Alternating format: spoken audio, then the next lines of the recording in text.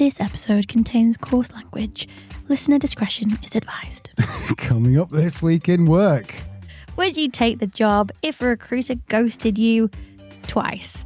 One candidate has just gone viral for walking out after a double no-show. Is a messy interview process just a mistake, or is it a massive red flag for a toxic culture? And what if you just skipped university and did an online course instead? Would that be enough to get you a job in 2026? The ex-CEO of IBM seems to think so. More on that and his new word shortly. And in truth or lie, does getting up at 5 a.m. actually make you more successful? Your feed is probably full of people banging on about their morning routines or the cold plunges at dawn and journaling before breakfast. But is the science actually behind it? Or are we just glorifying sleep deprivation and calling it discipline? And in this week's Workplace Surgery, what if the same two people were the ones to speak up at every single meeting? Are they proving they're natural leaders or just preventing the others from speaking? Leanne has some thoughts. This is Truth, Lies and Work, the award-winning podcast where behavioural science meets workplace culture, brought to you by the HubSpot Podcast Network, the audio destination for business professionals. My name is Al, I'm a business owner, and I'm here to ask the questions you might be afraid to. And my name is Leanne, I'm a chartered occupational psychologist, and I'm here to answer them. And together we help you simplify the science of work and build amazing workplace cultures. We're going to be right back after a quick word from our sponsors. Hello, welcome back. Lee, what's been going on this week? We bought a house. We bought a house. Oh, good God. Yeah, we bought a house. Terrified. Honestly, is it Tuesday and it feels like it's Friday. It's Friday. It's Friday. Yes. Stressful. So basically last week on Friday we went up north to North Bosnia to a company called Krivaya Homes. Very famous. Shout out Krivaya. Yeah, very famous. Discount, please. Well, it was too late. We signed the contract. Late now. So we went up there and we spent Friday with them, and then Monday, and then Tuesday. Early Tuesday with them, and early today with them, and basically we signed a contract to build a house. In Bosnia. So those of you who may not know, we live in Herzegovina, which is part of Bosnia and Herzegovina, next to Croatia. We have bought a parcel of land about 6 kilometres from the Croatian border. It's a lovely spot. It's a lovely little plot. It's a lovely little plot. It's in the middle of nature, no real neighbours, and we're building a house. And we've never built a house before. In fact, fun fact, Leanne, what have we never done? Well, lots of lived in a house that we've both owned? Yeah, we've never actually owned a house together. No, I've never owned a house. This is my first house.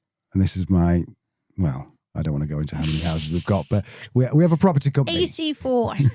We have a property company. So yes, I have a couple of houses, but I own some of them with a business partner. But yeah, this is the first one we've owned together. So that's nice. That's exciting, isn't it? It is exciting. What could possibly go wrong? That's the thing. If you've ever built your own house, this is timber frame, by the way. If you've ever built your own house, then get in touch. Give us some advice. Yeah, please. What went wrong? What did we not think about? Yeah, design tips. Design tips, yeah. It's simultaneously terrifying and exciting. I didn't sleep that well last night. Anyway, Lee, anything else? Before we crack on, I'd like to say hello to some new listeners. Marissa, okay. Hi, Marissa. Nice to have you with us. Who else? Charlie, who is coming on one of our LinkedIn lives. She is listening and she's like, oh my God, it's so good. Hello, Charlie. Hi, Charlie. And hopefully, Tasha. Yes. We don't know. She was looking for podcast recommendations. Our name came up. I said we would drop in her name every episode until she confirmed she's listening. So, Tash, this is your first warning. Hello. If you get in touch and let us know that you heard this, Tash, then we will send you something lovely. We won't. I'll just send you a picture of the house we're going to build. But you'll send you something. We should get merch. We should get merch. Oh, what would you put on the t-shirts? Science of simplifying work. No, it's boring. It's a bit boring, isn't it? If you do one thing. Cue the jingle. And then we could just put on there, it's time for the world famous work, and just deliberately get some words wrong because I get it wrong every single week. What I don't get wrong every single week is it's time for your favourite song of the week, Leanne. It is, Al. It's the news roundup. Cue that jingle. Jingle is being cued. What have you seen? Got a new word. Go on.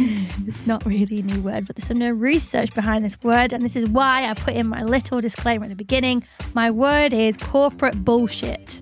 That's not a new word. I know, but tell me what you think it means. I think it means just stuff that corporates come out as bullshit, like we shall circle round and circle back and put a pin in it. And run up the flagpole and all that. Blue sky thinking. Yeah. Synergistic leadership. Oh, the word synergy. Do you know what? When I went to university, this is aging me.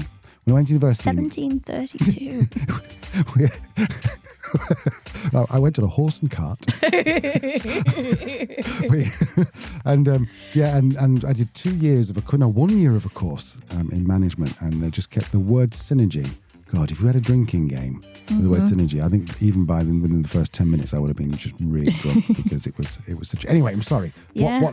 So tell me more. Yeah, corporate bullshit. It's all the phrases that sound impressive but don't actually mean anything. What is the interesting and new thing about this is a study has just come out from Cornell University. A psychologist called Shane Luttrell looked into corporate bullshit properly and started by defining it. So officially, the definition is, I'm going to try and do this without getting it wrong, a semantically empty and often confusing style of communication in organisational contexts that leverages obtuse corporate buzzwords and jargon in a functionally misleading way. Right. Just slightly ironic because I kind of need a translation for that. Sounds like bullshit. That's academic bullshit. No, it's not, Shane. It's lovely. I've reached out to Shane. I'm trying to get him on the show. We love you, Shane. It's great work. Basically, it sounds you sound smart. like Sarah Cox there. I love it. It's words that sound smart, but they don't really mean anything. Yeah. So this is what the study looked at, right? So across a series of studies, they asked participants to read and rate different kinds of statements. So some are really actually meaningful statements about leadership or strategy. So things like clear goals improve team performance, or leaders who give regular feedback tend to see higher engagement. Simple, direct, you know what you need to do with it.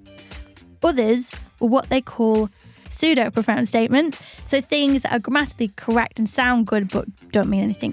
So the examples were hidden meaning transforms unparalleled abstract beauty. Right. Wholeness, quiet, infinite phenomena. Oh, God. Sound very deep, but... Do you know what that sounds like? It sounds like one of those passwords. You know, there's passwords where it's a phrase. Yeah. Wholeness, quiet, infinite phenomena. That sounds like what it sounds like. Also sounds a bit like a Harry Potter spell. Yes, it does. Wholeness, quiet, infinite phenomena. Then what happened? Did you see that on the YouTube? You know, Rupert Grint, who plays the ginger kid in Harry Potter? I've never seen a Harry Potter, remember. but go on. What's Ron? Plays Ron in Harry Potter. Okay. He was papped at a petrol station when the prices were quite high, and you could see the guy filming him. So he held up his pump and went, "Expensive petroleum." He sounds like a funny guy. He is a funny guy. I get him mixed up with Ed Sheeran. Carry on. Yeah, understandable, really. And then there was a third group. They heard specific corporate style phrases. So the previous one was like, it doesn't make sense, it's not about anything. These are specifically like corporate based, it doesn't make sense, it's not about anything. So things like, we need to leverage our synergies to maximize strategic alignment. Or let's ideate a future forward solution to drive impact. Making me feel sick. I know, but you're going to like this, Al. You're going to like how this turns out. Okay. So for each of these groups, participants had to rate how profound, meaningful, or insightful they thought the statement was. And they also measured a few other things at the same time. So participants completed tasks based on analytical thinking. So cognitive reflection tasks, for example, where you have to kind of override your first instinct and then think more carefully. Do you know what I mean? Like kind of, what's going on here? Then they looked at decision-making, numeracy, personality traits, and attitudes towards authority. So they weren't just looking at the jargon and whether somebody likes it. They were kind of looking at what does somebody who like the jargon also typically have in terms of intelligence, personality factors. Got it. They then created from this, and this is my favourite part, the Corporate Bullshit Receptivity Scale. I love it. I love it. Receptive. How do you say that? You made me choke then, sorry. Receptivity. Receptivity? Okay, yep. Yeah. The CBRS, yes. The CBRS. But I love that its official name that a psychologist has given it, which is why I love Shane, is the Corporate Bullshit Receptivity Scale. Brilliant. Why can't I say that word? I don't know. Anyway, it's a way of scoring how likely someone is to interpret vague, jargon-heavy statements as meaningful. And here is a key finding, Al, that I think you're going to like. Yeah. People who are more receptive to corporate bullshit, so the people who rate those kind of vague, empty statements as very profound, also tend to score low on analytical thinking and decision-making. Yep. So really simply, the more someone buys into the jargon, the less strong they tend to be actually thinking about stuff. Now. Or what some people might say, less intelligent. See, now, I think the same people who say things like this or go, oh, yes, that's very profound, I like that, are the same people who open their laptop on a train and get their phone out and go, yeah, sorry, can't really talk, but I'm on the train. I'm going to a meeting. You know, those people who are just like really like, oh, come on. That Dom Jolly used to take the mick of naughties. God, if you remember Dom Jolly, send us an email. My favourite one was using a play. It's brilliant. So if you might remember this, listener, he was in a play and he basically he would play the old Nokia theme tune and he'd pull out a big phone and shout into it. And he's in the front row of the play and he went diddly diddly and he went, hello, I'm at a play. And then there was a pause. He went, not really. Oh my God. I just thought it was one of the funniest things I've seen. Yeah. Anyway, I'm sorry I took us off track. No, it also actually builds on some previous research that I'm not sure if it's this one or like another paper on this, but I swear to God, the paper was called You Can't Bullshit a Bullshitter. Brilliant. So anyway, I can't remember if it's this paper. Don't come for me if it isn't. And if you want the actual reference, I will go find it for you. But it builds on earlier research that basically showed that people who engage in corporate bullshit, who talk a lot of corporate bullshit, are often the same people who believe in it. Right, yeah. So also, if you are looking at somebody thinking that's all corporate bullshit, but reassured in the fact that they're probably not as good at decision-making as you are, or analytical thinking as you are. And on a serious note, actually, if you are an organisation where this is kind of being rewarded and normalised, it probably gives you a really good indication that the organisation probably isn't making the best decisions that it could, because it all sounds impressive, but doesn't really mean much. Yeah. No. Anyway, there you go. Corporate bullshit. Link in the show notes. Al, what have you seen this week? So I've got a new word for you. Ooh. I know. It's called new collar jobs. So it's kind of a play on the whole blue collar jobs. So, you know, blue collar, white collar. Blue collar tend to be trades. I know you all know this, but just in case someone's not come across the term. Blue collar tends to be trades. White collar tends to be more like sort of knowledge-based, office, that kind of thing. Well, this new one, which was, let me just have a check. It was the former CEO of IBM came up with this. And a new collar job is basically, it's a job where you don't need a degree. Now, let me just explain, because you might as well say, well, you know, to degreeless jobs. But there's a bit of a stigma about saying this job doesn't require a degree. It makes some people go, oh, well, you don't have to be particularly clever. And this is kind of the opposite. They're saying, why go and spend 4 years at university to go and learn something when you could actually do a course at the weekend and know more? Now, this doesn't apply to something where you want to be a doctor. Like, you couldn't just go and watch a couple of YouTube videos and then go, yeah, I'm going to go and do some brain surgery. But this is definitely more relevant for the more sort of technical stuff right now. Let me see, I've got a stat here somewhere. The Bureau of Labour Statistics reckons that 60% of new jobs between 2020 and 2030 will be new collar. 60%. That is an awful lot. So an example would be a cybersecurity analysis. Or maybe someone who builds AI agents, or funnily enough, medical assistant came up on this. It's vocational-based medical assistant. You don't have to go to university to be a medical assistant. You knew that, yeah. Arguably, accountants could be classed as new college. You don't have to have a degree to become an accountant. We've got a very good friend, Paul Barnes, who mainly takes on apprentices and then builds them up using vocational. And the whole point of this is you can just go and do a course. And more importantly, if you went to university and learned how AI worked, by the year 4, it'd be completely out of date what you just learned in year 1. Yeah. Thoughts before I go on? I don't think I have any. Cool. Well, I thought it was interesting. Makes sense. It is. I think it was interesting for a couple of reasons, because those people who are perhaps younger or school leavers or whatever, traditionally, certainly my age and your age, I think as well, we were encouraged very much to go to university. Very much so. Mm-hmm. Yeah, that's where you go to university, go and get a good job, etc., by our boomer parents or very elderly Gen X parents.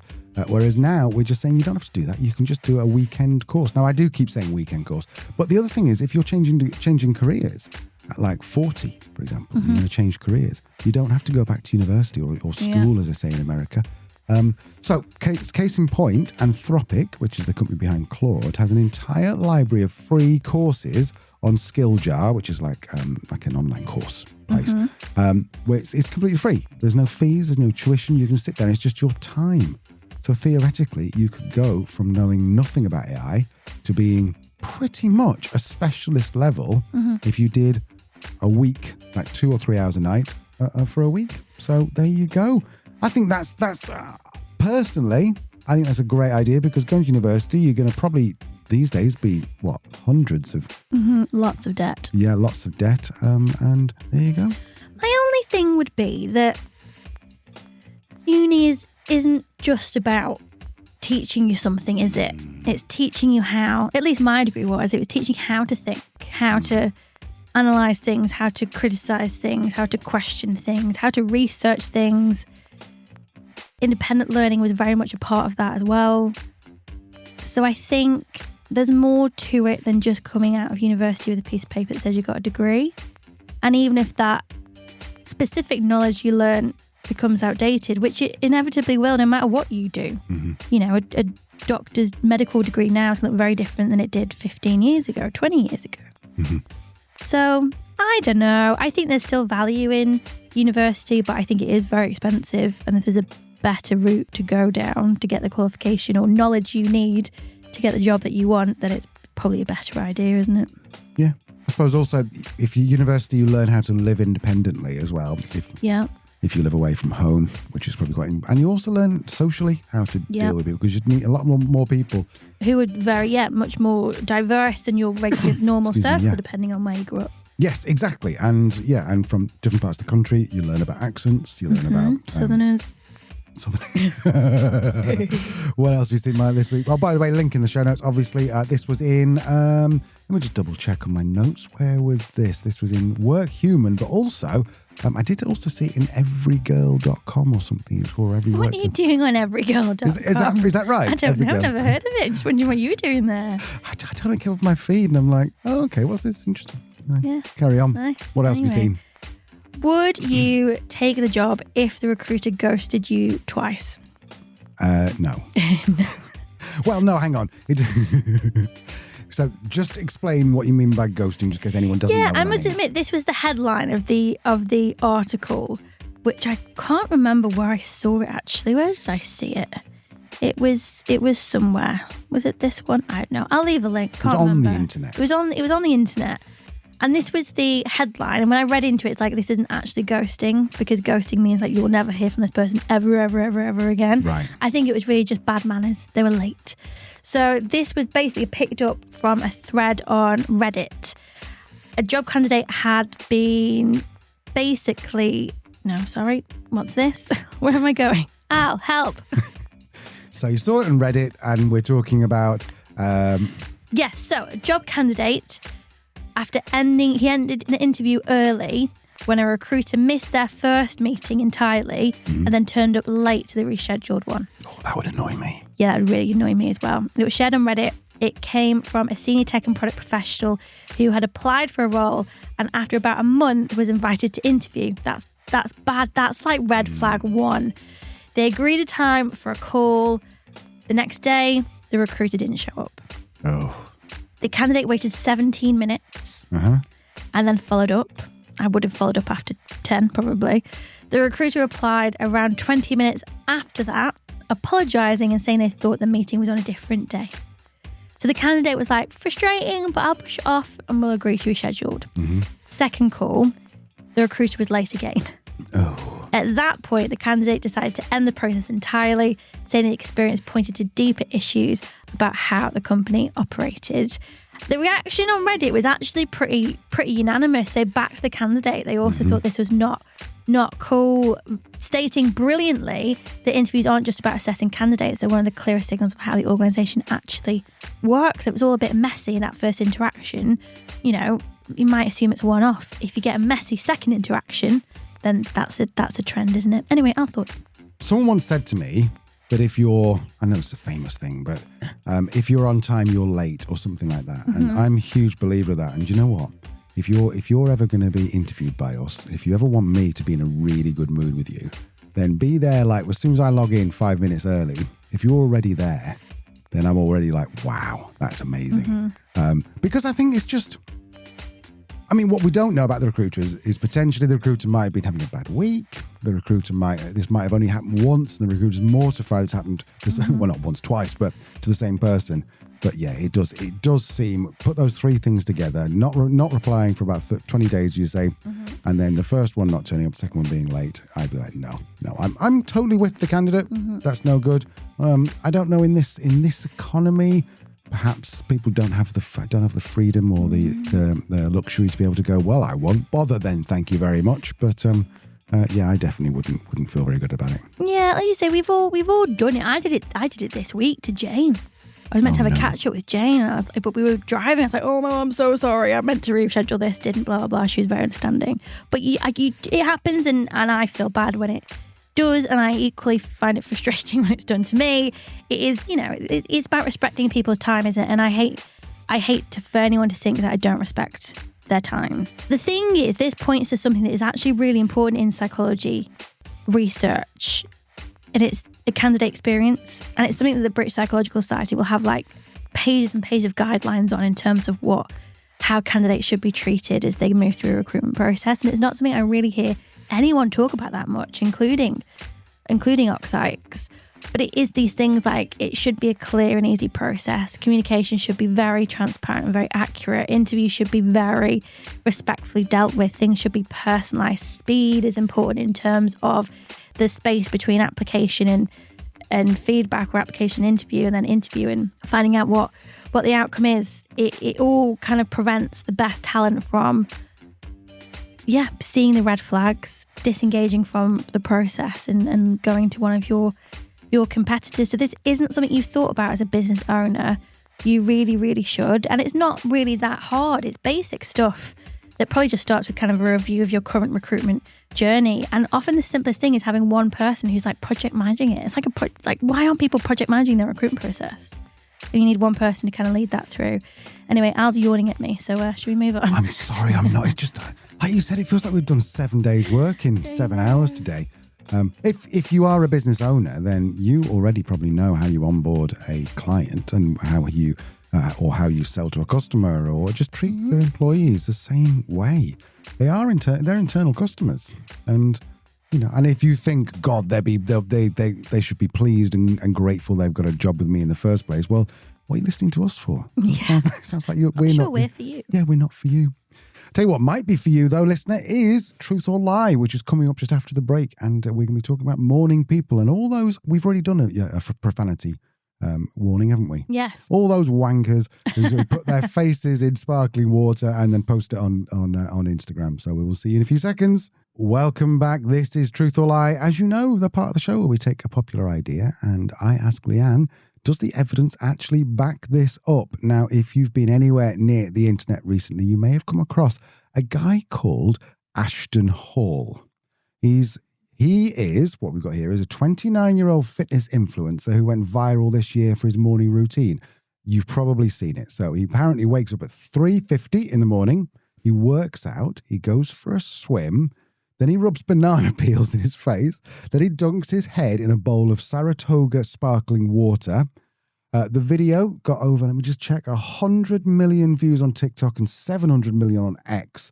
But it was, and I remember this distinctly, very widely mocked, very widely shared, and accidentally caused a national run on sparkling water. Now, Ashton Hall obviously is an extreme, even by the standards of morning culture or morning routine culture, but he is probably the most visible example of this much broader idea that's been building for years. This is the belief that waking up early is what separates high achievers like me from everyone else. Tim Cook apparently is 3:45 a.m., Michelle Obama 4:30 a.m., Al Elliott usually about 7:45. There's also, as Leanne will tell you, there's an entire manosphere ecosystem built around the idea that real men and successful men, they're disciplined men, they're up before the sun. Yeah, exactly. And this isn't actually that new, because I remember back this 2000, 5, I went bankrupt and I had to rebuild everything. And I remember reading all the books and then going, yes, so, eat that frog, be up at 5, do all your not permutations, what's it called? When you manifestations, then go for a run. And then you've done more before 7 than most people have done all day. Lee, I believe we can sum this up in one question. Are morning people actually more successful? Excellent question. Thank you very much. It felt like it was a long lead up to that. I'm sorry. Good. It required the context, though. Do you think so? Yeah, it did. It did. Well done to those people who skipped forward 30 seconds through my diatribe. Let's start, shall we, by defining what we mean by morning person in terms of the science and psychology. Okay. So in the research, it's called a chronotype. Oh. And it basically means it's our body's natural preference for when it sleeps and when it's awake. Okay. So it's not when your alarm goes off, it's when your body, left to its own devices, would naturally do things. Wake up, go to sleep. Here's the important part. It's pretty biological. So your chronotype is driven by your internal body clock, which is a system that your brain uses to regulate when it feels alert and when you feel sleepy and how it measures time. Fun fact, my undergrad dissertation was on the internal clock. Was Perception it? of time, yeah. Yeah, it was, yeah. Yeah, it was. So it's not a habit, it's physiology. And because it's biological, it's largely fixed. And you can force yourself to wake up earlier. Of course you can, but your body's underlying preference doesn't really change. And over time, if you don't have to be up, it will pull you back to your natural rhythms. So that's what the science describes as a morning person. But what time makes a morning person? What time does a morning person make? This is such a typical psychologist question. I'm saying, are morning people successful? You're going, yes, but what is a morning We need to define a morning person first, right? So researchers divide people into 2 groups, basically, and they've given them names. You're going to like this. We've got the larks, who are the morning types, naturally go to bed before 11 p.m. and wake up before 8 a.m. And then we have the owls, the evening types, naturally go to bed after 11 p.m. and wake up after 8 a.m. Most people sit somewhere in the middle. Yeah. A morning person, let me read that again. You'll go to bed before 11 and you'll get up before 8. Right. What Ashton Hall is doing, waking up at 3:50, isn't a chronotype. It's an alarm clock. There is no kind of, by scientific standards, that's not what a morning person looks like. It's extreme. It's more than likely performative. I still don't understand why I had to use sparkling water. And there's no real biology that naturally peaks at 3:50 a.m. Right. As a morning person, you might as an owl, but not as a morning person. So so that's what the morning is. So morning defined. Yep. Success. Now we need to define this. Wish I hadn't asked now. Basically, success means lots of different things to different people, doesn't it? But in terms of the literature, we can talk about how well you do in school, how much money you make, and how well you're able to function at work. These are the types of things that psychologists looked at when considering people's chronotype. Okay? Okay, got it. Would you like to start with a case 4? Yes. There is genuine evidence here. Really? There is, that morning people are more successful. A 2023 study in Finland tracked over 5,000 people from birth into middle age. What's that called, Al? It's called a latitude, a longitudinal study. Is that right? Yes, it is. Well done. 10 points to Gryffindor. A longitudinal study. So they matched the chronotype of these 5,000 people against tax records. So real earnings, not self-reported. They found was the evening types, the owls, earned around 4% less on average by their mid-40s, with the gap largest for men. Okay. And a similar study in Denmark from 2012 found the same thing. Morning types, so our larks, earn 4 to 5% more. And the researchers accounted for things like education level, job type to make sure they weren't skewing the results. The earnings gap was still there. Sorry, mouthful of water. I do have a question. Hit me. These studies were done in Denmark and Norway, did you say? Finland. They are in the north, so therefore, generally speaking, they get longer days and therefore in the True that. So is that got any... Mind you, I shouldn't ask that because now you're going to be defining what actually what dawn is. So what you're asking is, does the context in which you might be a lark or an owl count? Yes, that's exactly what I'm asking. Yes, it does. And we'll come on to that. But you're absolutely right. You're asking the right questions, Al. This is great. I love it when I get it. I feel like one of those smug kids in the class. Always one called like Tarquin or something. He goes, does this mean that it's so-and-so? Knowing, yeah. That's good. On. You're thinking like a psychologist, Al. Love it. Love it. 300 episodes with you, of course, yeah. That's what we've got in terms of wages. Education. Pattern is just as consistent, actually. A 2013 study looking at 272 German high school students found that being an evening type predicted lower grades, and not just slightly lower across every single subject. This even held up when researchers accounted for IQ and personality. So it wasn't that owls were less intelligent or less conscientious. Something else was going on. Okay. Then there was a large American study, followed over 2,500 people from their teenage years all the way into their late 20s. Evening types as teenagers were not only getting lower grades in high school, they were also less likely to have completed a university degree years later. Mm-hmm. And then a 2024 review pulled together 34 separate studies and confirmed the overall picture on this. Morning types consistently outperform evening types academically. So the evidence of a morning advantage is real. It replicates across countries. It shows up in both education and earnings. On the surface, yeah, it looks like the larks win. Morning people are more successful. So you asked an excellent question now, thinking like a psychologist, but doesn't it depend on context? Yes. If this person experiences a very, very long day or a very, very long night. Yeah, shall we pretend that's the question I asked? Yeah. So if morning types are doing better, then the obvious question is why? And that's part of the question you asked is why? Well, it's not about context. And this is where we start to kind of move into the case against, because when researchers dug into it, they found something quite important. It wasn't necessarily that morning types are more capable, it's that the world around them has given them an advantage. Right. Think about how society is structured. What time does school start? Oh, yeah. Usually. What time do offices open?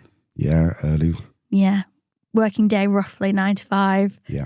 They're not neutral biological timings. They align very nicely with lark biology. So for owls, every single day starts with their body clock being ignored. And that has actual consequences that researchers has been able to measure. So a 2021 study found nearly 6,000 people, of 6,000 people, found that evening types had double the odds of poor workability compared to morning types. But when researchers looked at why, the gap was almost entirely explained by two things. One, owls were getting less sleep on work days. And two, they were experiencing what researchers called social jet lag. Social jet lag is actually quite a helpful concept, actually. It's basically the gap between when your body wants to sleep and when your schedule forces you to wake up. So if your body naturally wakes up at 8:30, but your job starts at 8, you're effectively living in the wrong time zone every single day.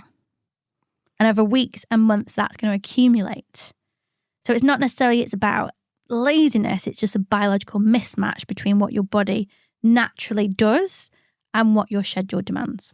So you're kind of like into your waking overdraft a little bit. Yeah, absolutely. Yeah, or social jet lag. Also, there is already come on, Al, there's already a name for that. So don't start making up new ones. Yeah, and it is actually quite serious, as much as we laugh, because it's not just about feeling, a bit tired and lethargic. There was another study of about the same number of people, 6,000 people, across 20 years. And they found that evening types who were employed showed higher rates of depression and abnormal patterns of cortisol. That's the hormone in our body that released in terms of helping us deal with stress. And chronically elevated cortisol is really, really bad for us. Right. It's related to things like cardiovascular problems, immune suppression, and as we've just seen, risk of anxiety and depression.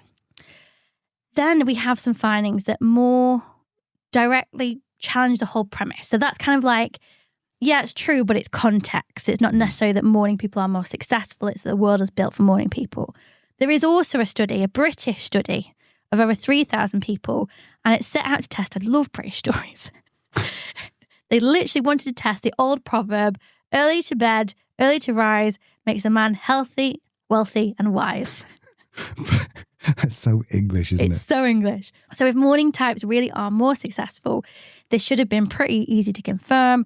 They're looking at people who are going to be healthy, wealthy, and wise. What they found was the opposite. Evening types had higher average incomes than morning types, no significant difference in intelligence, and no significant difference in health. So this British study actually found the opposite, that owls earned more money. Curious.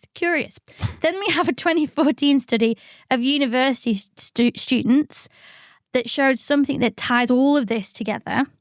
When evening types were put into morning classes, their grades dropped. Right. When the same students attended afternoon classes, when their biology was awake and alert, their grades improved significantly. And the researchers call this a synchrony effect. So basically, when your chronotype and your scheduled are matched, good things happen. Oh, there was one more thing that I thought was interesting, because as you rightly said there, Al, if you design your schedule to match your preference, whether you're a lark or an owl, then does that fix it? And we actually have some research on self-employed people. Right. They have much more control over when they start and finish work. And they found that self-employed people experience significantly less social jet lag than traditional employees. So for evening types especially, the freedom to work around your own biology rather than somebody else's timetable appears to largely neutralise any disadvantage they have. Fabulous. Yeah. So, do we have a verdict? We do. The verdict: are morning people more successful? It's not untrue, but it is nuanced, and context is really, really important.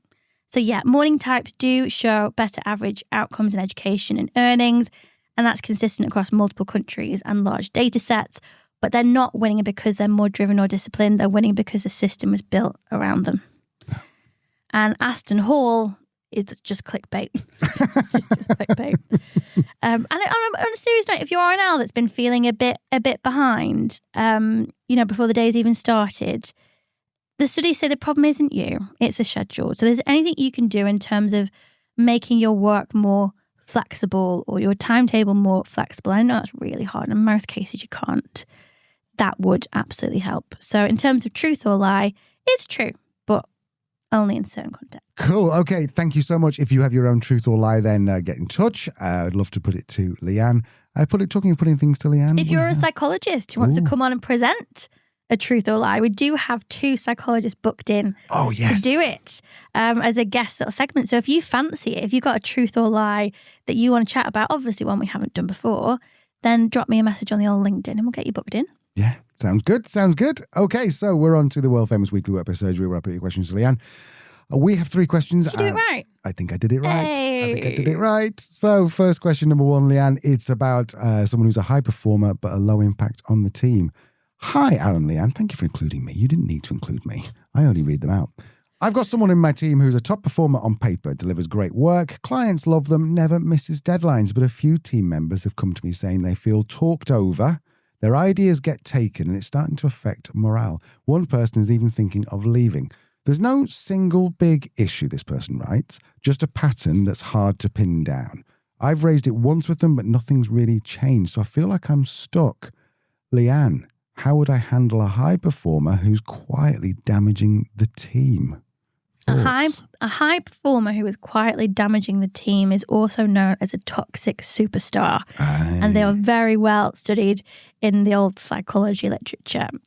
I think it's something really unbelievable. Like, you'd have to bring in 3 superstars to your team to counteract the impact the toxic superstar is having on performance, morale, productivity. Wow. There's such a drain, as you can see, as you're seeing, on people in the team, that really does take a toll on performance in a way that is hard to really grasp, especially when you're looking at somebody that's a high performer and all their numbers are looking really good. This isn't something that you're just going to be able to have one conversation with and fix.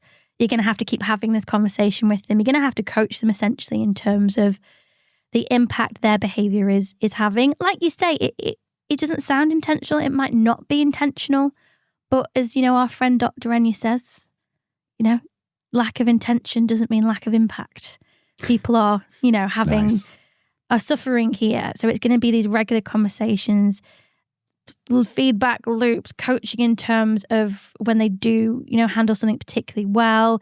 It could be you might need to change some processes around ideation if ideas are getting taken, things like that, or managing meetings better if people feel talked over. That's part of your job as well as a manager, to manage that situation before it escalates to that. And if you've got one person thinking about leaving, then this is a critical stage. Other things to think about, but I wouldn't necessarily jump to them. Is this person neurodiverse? Sometimes communicate a bit differently. If we have neurodiverse colleagues, we need to communicate differently with them, and appreciate they communicate differently with us. The other thing you could also do, which can be quite helpful for people who are like this, is to actually put them on a coaching course, because opening their awareness to things like listening, to empathy, can be really helpful, and kind of having those examples in taught moments can be really, really helpful. And I've seen that actually on coaching courses, people who come in who are very direct and all the things you've described there, and actually seeing the transformation they go through in terms of realizing not only the impact they're having on other people, but how much more they can achieve for themselves if they're better at listening and better at managing the people around them. So I would say you probably need to step up a little bit as a manager. These are going to have to be regular conversations, be really clear and specific about the behaviours that are having negative impact, what you want to see differently, making sure people are telling you when these happen, so you've got all the information that you need. Maybe think about getting them on a coaching course if you have the budget to do so, and maybe shake up your meetings and ideation process a little bit, just to give people that immediate relief. I think would be beneficial. Superb. Thank you so much, Leanne. Anything you'd had, Al? You must have dealt with a toxic superstar more than once. I've got nothing really to add, because you've covered everything. I think the difficulty is that when you employ someone like this, it will hit your bottom line, or your top line, actually, more likely, if you were to say, right, I'm going to have to get rid of them if it's not working out. So I totally understand why someone wouldn't want to get rid of their top performer. But from the stuff you've said there, that never would have occurred to me when this happened to me with employees. So I think it's really solid advice, Lee. Excellent. You should do this for a living. Okay, question number 2. Now, I chose this because it's kind of similar, but a little nuanced to the question number 1.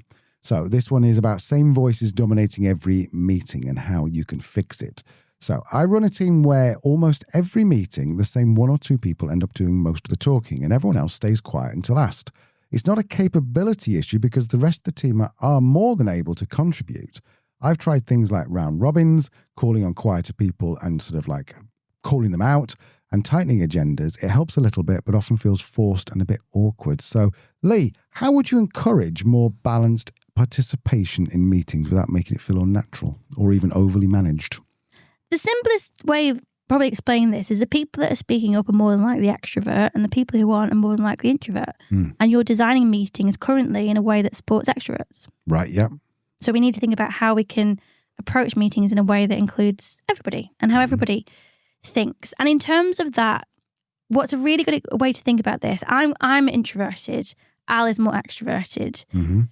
Al will want to discuss 80% of a problem out loud, and then spend the remaining 20% of that problem-solving time figuring it out in his head. Mm-hmm. I will spend 80% of the time solving the problem in my own head, and then 20% of the time talking out loud. So we can come into tricky times sometimes, because when I'm talking out loud, I've basically got the solution. I'm just validating it. Mm-hmm. When Al talks out loud, I respond in a way that he's now just asking me to validate the idea. And I'm like, yeah, that sounds good. And he's like, no, but I'm still thinking it's true. So it's kind of worth remembering that this is how people think about things and problem solve and make decisions. So it sounds like you've got some introverts in your team who aren't currently able to contribute in the way that meetings are currently structured. A few things that can be useful: send people the agenda before, so they can have a good think through. And before, I mean the day before, 2 days before, as early as possible, really. So they can have a think through things. Include specific questions that you're looking for feedback on, or you're looking to answer to help come to a team conclusion. Have one-to-ones with these people before the meeting. It could just be a quick 10 minutes, nothing formal. Just go, hey, did you have a chance to look through the points, what you're thinking, anything that you want to chat about ahead of the meeting? It's more like you'll get some feedback in a one-to-one than you necessarily would in a group. Other things, and this came from Mamie. Oh, yeah. Who came on. She did a whole episode on how to run a great meeting. So I'll leave a link to that in the show notes as well. Go and listen to that. She had a really great technique around change, and this can work really well as well, because if you've got a mix of introverts and extroverts, is you ask people to vote on whether they agree with the solution or not that you're proposing without saying anything. They just write it down. You don't know who's written what. So you'd go, so our new idea is we're going to put a brand new coffee machine in the break room instead of, and everyone loses a day's holiday. Right. What do we think? Good idea or not? 5, you think it's the best idea ever. 1, you think it's the worst idea ever. 3, somewhere in between. People vote. You kind of count up the votes. If you've got 50-50, then that's going to require some discussion. If you've got a landslide either way, then that pretty much tells you everything you need to know about that change. That can be a really useful technique as well. But it sounds as though you've done stuff like calling round robins, things like round robins, calling on quieter people. Don't do that. It's just going to make someone feel really awkward and exposed. And that is why it's feeling forced and awkward, because it is forced and it is indeed awkward. Leanne and I had a bit of a falling out about a week ago for something I said. And I said it in the wrong way, but I meant... I said I got Claude. I bought Claude so I wouldn't have to talk to you. Oh, yeah. And what I meant was I now use Claude to do the stuff that Leanne was describing, the 80% out, so that when we come together to talk about an idea, we're both doing the last 20%. But obviously it sounded very much like I was saying I bought Claude so I wouldn't have to talk to you. What I meant was, actually, How rude. I bought Claude so you wouldn't have to listen to me.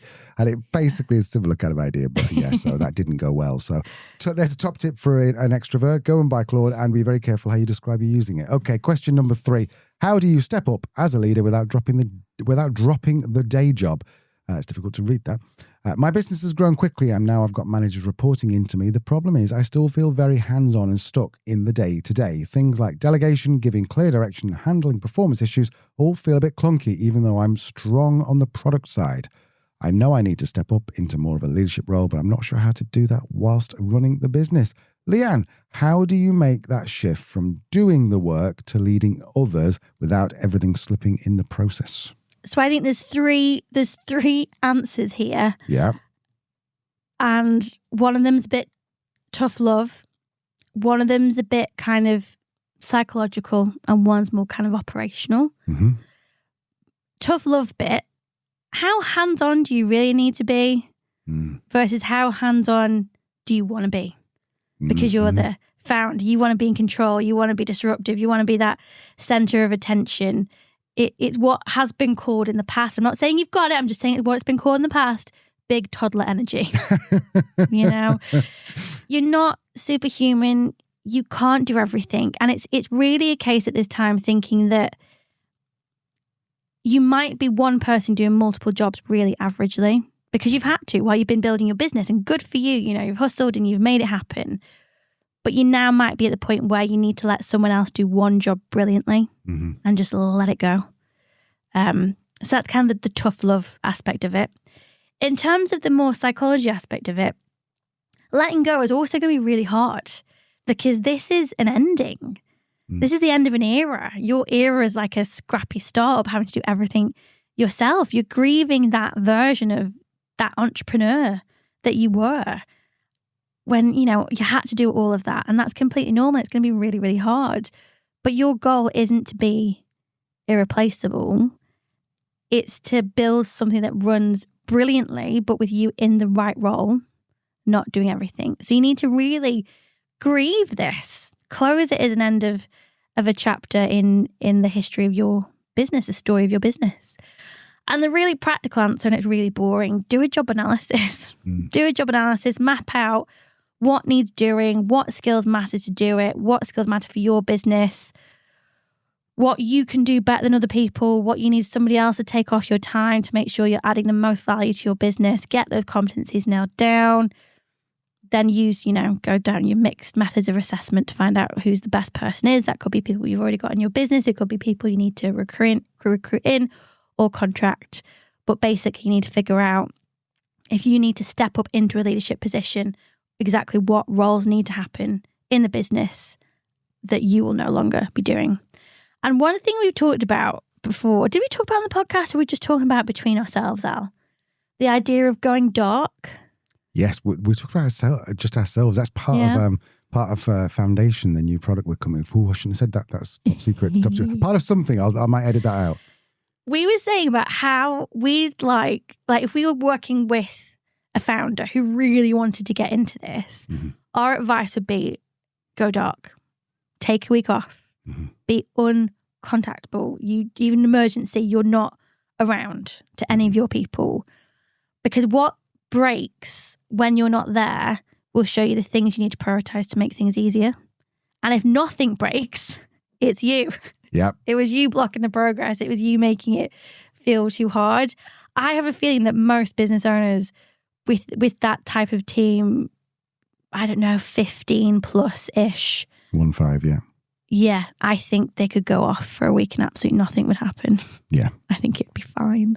I think you'd figure out, that actually your people thrived in that autonomy, that they enjoyed the extra decision making, that they now have a list of things they do need your guidance for. And it might be a process thing, it might be a role-based thing. But I think you'd actually realise, again, with love, you're probably not as important as you think you are. Right, brilliant. Thank you very much. If you have your own question, make sure you put it to us. Oh, goodness. You put it to us. It fell off my chair. And we will see you next week, I believe. No, we'll see you Thursday. We've got Jeffrey Fermin, I think, on Thursday. Oh, is it Jeff? I think it's Jeffrey. Jeffrey is an incredible guy. Can I tell the story? Yes, tell the story. So I posted on LinkedIn about 50 things I'd like to banish. You might remember we did a live on it. And one of those things I wanted to banish was Office Vibe. And then Jeffrey Furman commented going, as the co-founder of Office Vibe, I agree. And I was like, oh my God, this is really awkward. So I messaged him. I was like, dude, do you want to chat? Kind of want to explain myself. And he was like, no, it's cool. It's fine. And we did. And he was awesome. And yeah, now here he is. Yeah, so he's on this Thursday. Really cool guy, really down to earth. If you've ever used any kind of platform for HR, then learn how it actually works and what the motivation behind it is and whether it's evil or not. That's what Jeffrey will tell us. Right, we will see. That's an hour, Leanne. I might have to cut this down a tiny little bit. I'll take all my bits out, don't worry. So we will see. I did a lot of fluffing. Just take that out. We will see you on Thursday with Jeffrey. I'm not sure you need the expensive petroleum bit. I quite like that. We will see you next week. No, sorry, I've done this already. Thursday. Oh, bye. Bye. Bye.